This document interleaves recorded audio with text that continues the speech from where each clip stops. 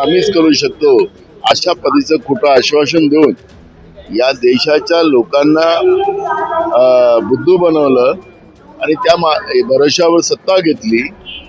मग आता काश्मीर असुरक्षित आहे, दिल्ली असुरक्षित आहे, तर आता कुठं गेले 56 इंचीचा सीना? याच्यामध्ये आम्हाला राजकारण करायचं नाही आहे। मला भाजपचं काय उत्तर येणार ते आम्हाला माहिती आहे, पण ज्या पद्धतीनं दिल्लीतलंही सरकार यांचं, केंद्रातलंही सरकार यांचंच, मग हे आतंकवादी या देशामध्ये आले कुठून? हे सगळे प्रश्न या निमित्तानं निर्माण झालेले आहेत। आणि म्हणून नरेंद्र मोदींनी ज्या पद्धतीनं देशाच्या लोकांना जे खोटे आश्वासन दिले त्याची ही पोल खोलली गेलेली आहे। ही घटना आमच्या देशावर हा एक प्रकारचा भ्याड हल्ला आहे। या भ्याड हल्ल्याचा आम्ही निषेध करतो। अशा स्थितीत देशाच्या बाजूने उभं राहणं गरजेचं आहे। राजकारण करणं कितपत योग्य आहे? राजकारण करायला बाकी सगळे दिवस आहे। मला वाटलं तुम्ही हा प्रश्न विचारणार, पण हे घटना एक नाही, पुलवामातली घटना झाली, पहलगामची घटना झाली, त्याच्यात आम्ही पूर्ण सरकारच्या सोबत होतो। पण ज्या पद्धतीनं सरकारने पहलगामच्या घटनेमध्ये राजकारण केलं, ज्या पद्धतीनं ऑपरेशन सिंदूरच्या नावाने देशाच्या लोकांना पाकिस्तानशी आता पाकिस्तान आमच्याकडे डोळे उघडून बघणार नाही अशा पद्धतीचं जे भूमिका मांडलेली होती ते कुठं गेली? आणि म्हणून हे देशाच्या सुरक्षेचा प्रश्न आहे।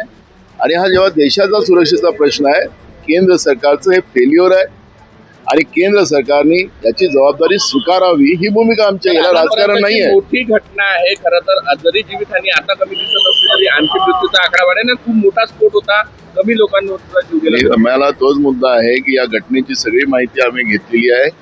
हे सरकारचं फेल्युअर आहे। देशाचे गृहमंत्री असतील, देशाचे प्रधानमंत्री असतील, हे निवडणुका लढणं आणि निवडणुकीमध्ये त्यांचा पक्ष जिंकवणं अशा पद्धतीची त्यांच्यामध्ये भूमिका असते। देशहिताच्या बद्दलचं, देशाच्या सुरक्षेच्या बद्दलचं त्यांच्याजवळ कुठलाही प्लॅन नाही।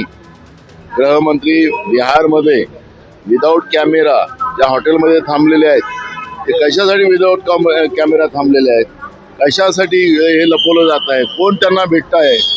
हे सगळे प्रश्न या ठिकाणी निमित्तानं निर्माण होणार आहे।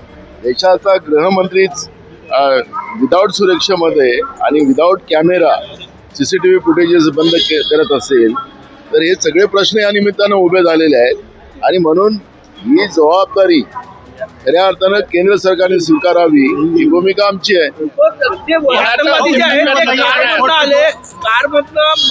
येऊन स्फोट झाल्याची माहिती आहे।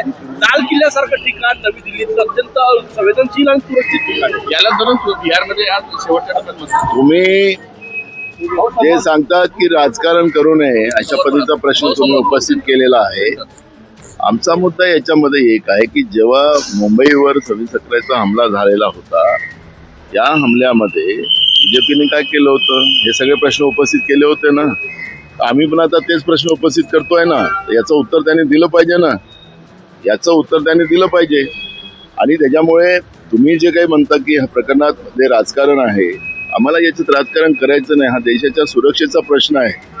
आणि आम्ही त्यावेळेस मुंबईच्या हमल्यामध्ये त्या आतंकवाद्यांना तिथंच त्यांना कंठस्थान देण्याचं काम त्या काळामध्ये केलेलं होतं। असं सोडलं नव्हतं आम्ही।